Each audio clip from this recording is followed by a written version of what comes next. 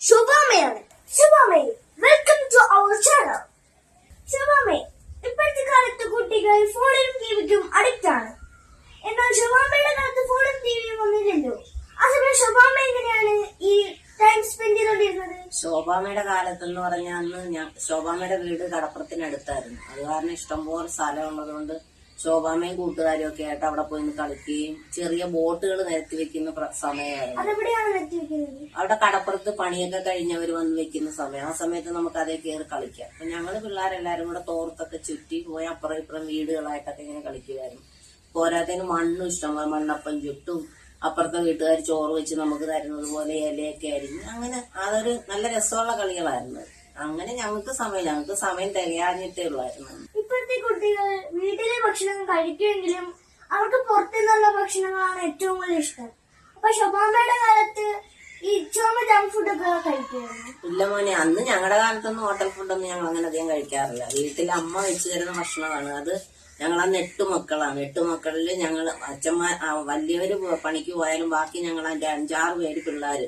അപ്പൊ അമ്മ നല്ല ചമ്മന്തി അരയ്ക്കും കല്ലേ വെച്ച്. തേങ്ങയും മുളകും പുളിയുപ്പും ഒക്കെ ആ ചമ്മന്തി അരച്ച് വലിയ ഉണ്ടയാക്കും.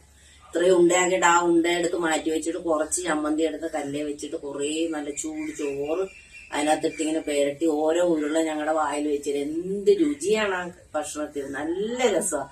ഞങ്ങൾ അങ്ങനെയുള്ള ഭക്ഷണമൊക്കെ കഴിച്ചിട്ടുണ്ട്. പിന്നെ മീനൊക്കെ നമുക്ക് ധാരാളം കിട്ടുന്ന കാരണം മീൻകറിയും കപ്പയും ചോറും അന്നത്തെ ഫുഡ് അതൊക്കെ തന്നെ. ഞങ്ങളങ്ങനെ പുറത്തുനിന്ന് പോയി ഭക്ഷണം കഴിച്ചായിട്ട് ഓർമ്മയേ ഇല്ല. അന്ന് ശോഭാമ്മയ്ക്ക് ഇറച്ചിനായിട്ട് ഒരുപാട് ചിക്കൻ എനിക്ക് ഓർമ്മയേ ഇല്ല അങ്ങനെ ഒരുപാട് കഴിച്ചായിട്ട്. പക്ഷെ ബീഫ് ഞായറാഴ്ച തോറും പള്ളിയിൽ പോയിട്ട് വരുമ്പോ അമ്മ വാങ്ങിച്ചുകൊണ്ട് വരും. എന്നിട്ട് ഞങ്ങളത് കുറേ കിഴങ്ങൊക്കെ അംഗങ്ങൾ കൂടുതലുള്ളതല്ലേ, കുറെ കിഴങ്ങ് ഇട്ട് ഇറച്ചിയിട്ട് കറി വെക്കുക. അന്നത് കൂട്ടും ഞങ്ങൾ. ആ ഓർമ്മയുള്ള, അല്ലാതെ ചിക്കൻ മേടിച്ചതായിട്ട് ശോഭാമ്മയ്ക്ക് അങ്ങനെ ഓർമ്മയേ ഇല്ല ചിക്കന്റെ.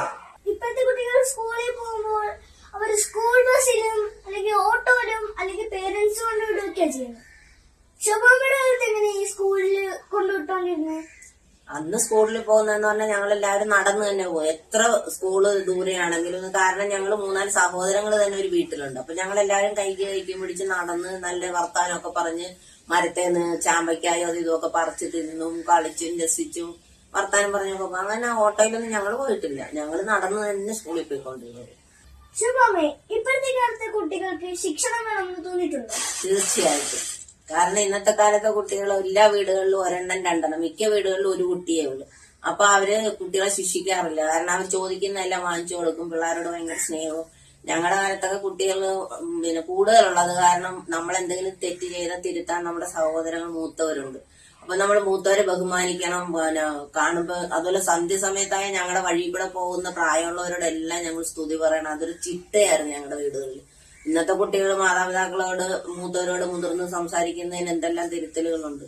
അവർക്ക് തിരുത്തി കൊടുത്താൽ അവരെ സമ്മതിക്കത്തുമില്ല. അത് അങ്ങനെയല്ല, ഇങ്ങനെയല്ല. എന്തെങ്കിലും കാര്യം മോനെ അത് അങ്ങനെയല്ല മോനെ ഇത് ഇങ്ങനെയാണെന്ന് പറഞ്ഞാൽ അവർ സമ്മതിച്ചു തരികയില്ല. അവര് പറയുന്നതാണ് കാര്യം. നമ്മൾ പറയുന്നതെല്ലാം തെറ്റ ഇന്നത്തെ കാലത്ത്. അതുകൊണ്ട് കുട്ടികൾ ഒരുപാട് വഷളായിക്കൊണ്ട് തന്നെ ഇരിക്കും ഇന്നത്തെ കാലത്ത്. ഇന്നത്തെ ന്യൂ ജനറേഷൻ കുട്ടികളോട് ശുഭമ്മയ്ക്ക് എന്താണ് പറയാനുള്ളത്? എനിക്ക് പറയാനുള്ളത് കുട്ടികൾ മാതാപിതാക്കളെ സ്നേഹിക്കുക, മാതാപിതാക്കളെ ബഹുമാനിക്കുക. മാതാപിതാ ഗുരു ദൈവം എന്നാണ് പഴമൊഴി. അതിൽ നമ്മൾ മാതാപിതാക്കളെ ബഹുമാനിക്കുന്നതോടൊപ്പം തന്നെ നമ്മുടെ സ്കൂളിലെ അധ്യാപകരെ നമ്മൾ ബഹുമാനിക്കുക. അവർ നമ്മളെ തെറ്റുതിരുത്തുമ്പോൾ അത് ശരിയായിട്ട് വിനിയോഗിക്കുക. അതിൽ അവരെ നമ്മൾ കുറ്റം പറയാനോ മാതാപിതാക്കൾ അവരെ അടുത്ത് എന്ന് തിരുത്താനോ തയ്യാറാകരുത്. കാരണം നമ്മുടെ കുട്ടികൾ നന്നാകാൻ വേണ്ടിയിട്ടാണ് അവരുടെ വിദ്യാർത്ഥികൾ എന്ന രീതിയിൽ അവരെ മക്കളെ പോലെ അവർ കണ്ടുകൊണ്ടാണ് നമ്മളോട് സംസാരിക്കുന്നത്. പിന്നെ ഒരുപാട് നേരം ടിവിയും മൊബൈലും കണ്ടുകൊണ്ടിരിക്കാതെ കുട്ടികൾ പുറത്തൊക്കെ ഇറങ്ങി കളിക്കണം. പണ്ടത്തെ ഞങ്ങളുടെ കാലത്തെന്ന് പറയാൻ ഞങ്ങൾക്ക് ടി വി ഇല്ല, മൊബൈലില്ല, ഒന്നും തന്നെ ഇല്ല. ഞങ്ങളെല്ലാവരും പുറത്ത് കളിച്ചു. അതുകൊണ്ട് കുട്ടികളൊക്കെ കൂടുതൽ എനിക്ക് തോന്നുന്നു ബുദ്ധിയൊക്കെ അന്നത്തെ കുട്ടികൾക്കായിരുന്നു കുറച്ചുകൂടെ നല്ലതെന്ന് തോന്നുന്നു. ഇന്നത്തെ കുട്ടികൾ ബുദ്ധി ഇല്ല എന്നല്ല, ഉണ്ട്. പക്ഷെ അത് വിനിയോഗിക്കാൻ പിള്ളേർക്ക് അറിയാൻ പാടില്ല. കാരണം അവരുടെ ചിന്താരീതി എന്ന് പറഞ്ഞാൽ ഇപ്പോഴത്തെ പുതിയ രീതികളാണ്. പക്ഷെ അതിൽ നിന്നൊക്കെ മാറ്റം വരുത്തണമെങ്കിൽ കുട്ടികൾ കുറച്ചുകൂടെ അതിനകത്ത് മാറി നമ്മുടെ നാട്ടുമ്പുറത്തുള്ള കളികളൊക്കെ കളിക്കുക, ഫുട്ബോൾ കളിക്കുക. പെൺപിള്ളേരാണെങ്കിൽ കൂട്ടുകൂടി. പക്ഷെ പിന്നെ ഇന്നത്തെ കാലത്ത് പെൺകുട്ടികളെ നമുക്ക് അടുത്ത വീടുകളിലോ മറ്റുള്ളവരുടെ അടുത്തോ കൊണ്ടുപോകാൻ പറ്റാത്തൊരു സാഹചര്യം കൂടെയാണ്. ഞങ്ങളുടെ ചെറുപ്പകാലത്തൊക്കെ ഞങ്ങൾ മുറ്റത്ത് എല്ലാവരും കൂടെ ഒന്നിച്ച് കെട്ടിപ്പിടിച്ച് കിടന്ന് രാത്രി ഉറങ്ങിയ സമയങ്ങളുണ്ട്. അന്നൊന്നും യാതൊരു ആരെയും പേടിക്കുകയും വേണ്ട. പക്ഷെ ഇന്നത്തെ കുട്ടികൾ അങ്ങനെ നമുക്ക് അതുകൊണ്ട് എല്ലാവരും നല്ല രീതിയിൽ മാതാപിതാക്കളെ എല്ലാവരും ബഹുമാനിച്ച് സ്നേഹിച്ചും നല്ല രീതിയിൽ ജീവിക്കാൻ ദൈവം എല്ലാവരും അനുഗ്രഹിക്കട്ടെ എന്ന് പ്രാർത്ഥിക്കും. അടുത്ത അതിഥിയുമായി വീണ്ടും കണ്ടുമുട്ടാം. It's me Johan signing of.